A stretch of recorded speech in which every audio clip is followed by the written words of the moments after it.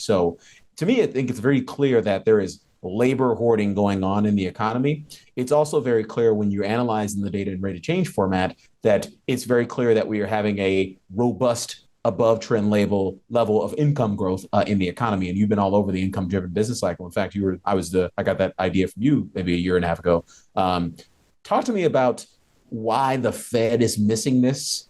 What could they be looking at to sort of, why are they so freaked out about this? And just, and I think of it like an investor. Why are they so afraid of letting their winners run? Right.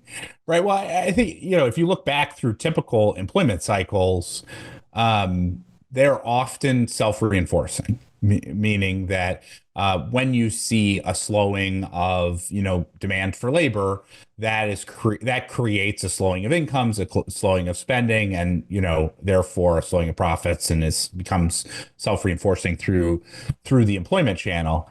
I think the challenge, what we're seeing right now is, and I should say, and often you can get early reads on that dynamic by looking at what I'd call sort of upstream labor indications. So something like, openings is an indication, is sort of an upstream labor indicator.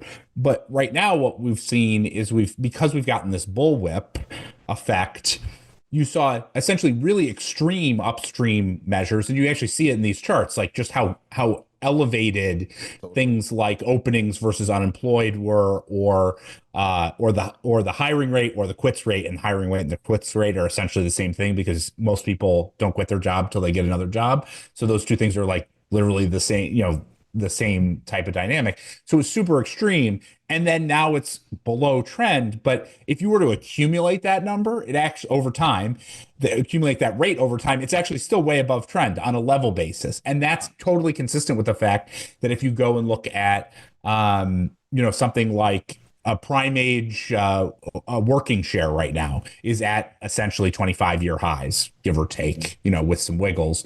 That's the indication, the level of the labor market. That is the level of the labor market, right? The level of the labor market is not the sort of second order upstream, maybe some indication. The total employment's, gives you a sense. And then, as you highlight, the income growth is so important. Like if nominal income growth of households in the US, wages and salaries, this isn't even just fake income growth like benefits. This is like cash in people's pockets. If that is growing at 7% a year, there is just no way we are close to recession in an environment where, inflation, even inflation at 3% is fine, with income growth at 7%.